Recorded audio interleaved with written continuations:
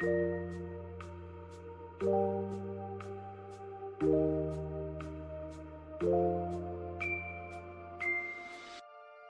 Island पर सुबह का मतलब सिर्फ रोशनी नहीं होता, बल्कि एक और दिन जिंदा रहने की जिम्मेदारी होती है। यहां सूरज उगने के साथ ही हर इंसान के भीतर एक डर जाग जाता था। आज का दिन क्या लेकर आएगा? मौत, विश्वासघात, या फिर एक और परीक्षा? वीर और माया अब तक यह समझ चुके थे कि यह द्वीप सिर्फ अपराधियों या सैनिकों को छोड़ देने की जगह नहीं है, बल्कि यह एक नियंत्रित प्रयोगशाला है। एक ऐसा इकोसिस्टम जहां हर इंसान, हर कदम और हर निर्णय पर किसी न किसी की नजर है। फेज 1 पूरा हो चुका था और फेज 2 शुरू होने वाला था। इसका मतलब साफ था, अब खेल और ज्यादा खतरनाक होगा।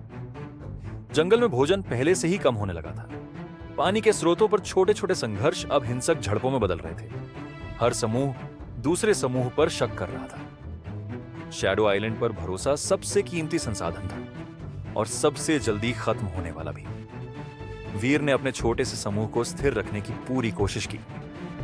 वह जानता था कि बिखराव का मतलब मौत है। माया लगातार जानकारी इकट्ठा कर रही थी, इलाके, लोगों, पैटर्न और बदलावों पर नजर रखती थी। बाकी 2 सर्वाइवर पूरी तरह डिफेंसिव मोड में थे। लेकिन शैडो आइलैंड पर स्थिरता सिर्फ एक भ्रम होती है। एक दिन जब उनका समूह पानी के एक पुराने स्रोत की तरफ बढ़ रहा था, तभी अचानक चारों ओर से उन्हें घेर लिया गया। सामने खड़ा समूह बाकी सभी से अलग था। उनके पास बेहतर हथियार थे, चाल ढाल अनुशासित थी और हर हरकत में ट्रेनिंग झलक रही थी।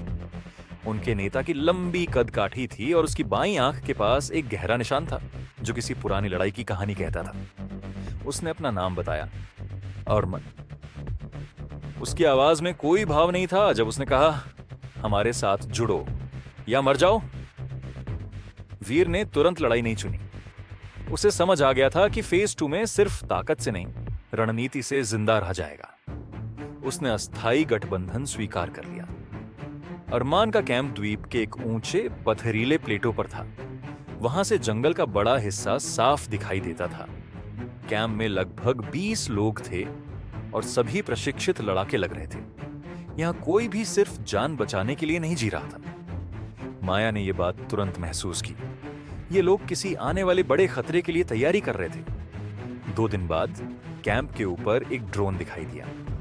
उसने एक धातु का बॉक्स गिराया और बिना रुके उड़ गया। बॉक्स के अंदर हथियार, दवाइयां और एक टैबलेट था। टैबलेट अपने आप चालू हुआ। स्क्रीन पर एक नकाब पोश चेहरा उभरा।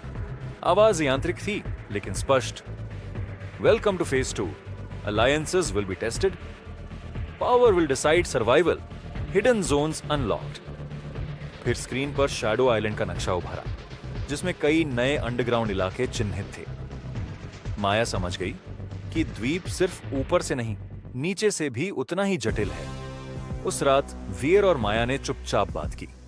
माया ने कहा कि यह सिर्फ सर्वाइवल गेम नहीं है, बल्कि एक चयन प्रक्रिया है। शायद कोई एक आदर्श सैनिक या नेता तैयार करना चाहता है। वीर ने जवाब दिया, या फिर एक आदर्श हथियार। दोनों समझ गए कि फेज 2 में जंगल से ज्यादा खतरनाक इंसानी राजनीति होगी। अगले हफ्तों में आइलैंड पर गैंग वॉर्स शुरू हो गए। अरमन का समूह मजबूत था, लेकिन एक नाम हर जगह सुनाई देने लगा, रगनार। पहले वह सिर्फ अफवाह था, अब हकीकत बनता जा रहा था। उसके लोग हर जगह फैले हुए थे, जासूसों की तरह। एक दिन अरमान के कैंप में संदेश आया, रगनार मिलना चाहता है। कैंप में तनाव फैल गया, क्योंकि रागनार से मिलना या तो सौदा होता था या मौत। मीटिंग एक न्यूट्रल जोन में हुई। रगनार वीर और माया की उम्मीद से अलग था। न कोई दिखावा, न जरूरत से ज्यादा आक्रामकता, बस एक शांत, खतरनाक आत्मविश्वास। उसने वीर की आंखों में देखा और कहा, तुम इसलिए जिंदा हो क्योंकि तुम सिस्टम को समझ रहे हो, लेकिन सवाल यह है कि तुम सिस्टम को तोड़ना चाहते हो या उसका हिस्सा बनना। वीर ने कुछ नहीं कहा। रागनार मुस्कुराया, जैसे उसे जवाब मिल गया हो। इस मुलाकात के बाद अरमान का व्यवहार बदल गया। उसे लगने लगा कि वीर रागनार के करीब जा रहा है। शैडो आइलैंड पर शक का मतलब अक्सर विश्वासघात होता है। एक रात अरमान ने चुपचाप वीर को मारने की योजना बनाई। माया ने उसकी बातचीत सुन ली और वीर को चेतावनी दी। वीर ने सीधे सामना नहीं किया, उसने इंतजार किया। जब हमला हुआ वह तैयार था। लड़ाई बेहद क्रूर थी और अंत में अरमान मारा गया। कैंप 2 हिस्सों में बट गया। आधे लोग वीर के साथ रहे, बाकी जंगल में भाग गए। उस पल वीर को एहसास हुआ कि वह अनजाने में एक नेता बन चुका है। लेकिन शैडो आइलैंड पर नेतृत्व वरदान नहीं, अभिशाप होता है। नेता सबसे बड़ा निशाना होता है। इसी दौरान माया को अंडरग्राउंड बंकर का प्रवेश मिला। वीर और माया अंदर गए। नीचे पुराने प्रयोगशालाएं थीं, मेडिकल रूम थे और रिकॉर्डिंग चैम्बर्स थे। रिकॉर्डिंग में इंसानों पर किए गए मानसिक प्रयोग दिखे, डर सहन करने की क्षमता, दर्द की सीमा और वफादारी तोड़ने के परीक्षण। एक कमरे में माया को एक फाइल मिली। उस पर लिखा था प्रोजेक्ट एलिप्सिस। फाइल अधूरी थी, लेकिन एक पंक्ति साफ थी, only one will be chosen. Veer समझ गया कि अंतिम लक्ष्य एक ऐसा इंसान बनाना है जो सामान्य मानवीय सीमाओं से ऊपर हो। बंकर में उन्हें एक लाइव मॉनिटरिंग रूम भी मिला। एक स्क्रीन पर एक शैडो फिगर दिख रही थी जिसका नाम था वॉचर। माया ने कहा कि शायद यही असली नियंत्रक है।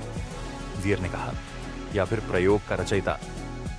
फेज 2 के आगे बढ़ते ही द्वीप पर कृत्रिम आपदाएं शुरू हो गई। नियंत्रित तूफान, आग और जहरीली धूल। सर्वाइवर्स तेजी से मरने लगे। रागनार का नेटवर्क भी नुकसान झेल रहा था, लेकिन रागनार खुद सुरक्षित था। एक दिन रगनार ने वीर को गुप्त संदेश भेजा, अकेले मिलने के लिए। मुलाकात एक झरने की गुफा में हुई। रागनार ने बताया कि वह भी कैदी है, लेकिन सिस्टम के नियमों का इस्तेमाल कर शक्ति बना रहा है। उसने कहा कि फेज 3 में सिर्फ चुने हुए लोग बचेंगे। उसने वीर को प्रस्ताव दिया, मिलकर सिस्टम को तोड़ने का। वीर ने सीधा जवाब नहीं दिया। इसी बीच माया को एक और सच पता चला। शैडो आइलैंड अकेला नहीं, ये कई द्वीपों का नेटवर्क है। यह एक वैश्विक परियोजना हो सकती है जिसमें कई देश शामिल हों, लेकिन सबूत अभी अधूरे थे। फेज 2 के अंत में रागनार और वीर के समूह के बीच अंतिम टकराव हुआ।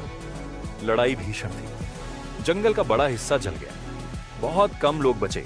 रागनार घायल हुआ, लेकिन मरा नहीं। जाते जाते उसने वीर से कहा, तुम सिस्टम तोड़ सकते हो, लेकिन सिस्टम पहले तुम्हें तोड़ने की कोशिश करेगा। उसी रात पूरे आइलैंड के स्पीकर चालू हुए। एक नई आवाज गूंजी, शांत, ठंडी और शक्तिशाली। Phase 2 complete, prepare for selection. आसमान में ड्रोन लाइट से वॉचदेन विलेज से वॉचर का चिन्ह बना। वीर और माया समझ गए कि असली दुश्मन रगनर नहीं। कहानी खत्म होती है जब दोनों एक चट्टान पर खड़े पूरे आइलैंड को देखते हैं। माया कहती है, अगर हम बचे तो दुनिया को सच बताएंगे। वीर जवाब देता है, अगर दुनिया तैयार हुई तो। वॉचर का चिन्ह आसमान से मिट जाता है और शैडो आइलैंड फिर अंधेरे में छुप जाता है, क्योंकि शैडो आइलैंड पर कहानियां खत्म नहीं होती, सिर्फ अगला फेज शुरू होता है।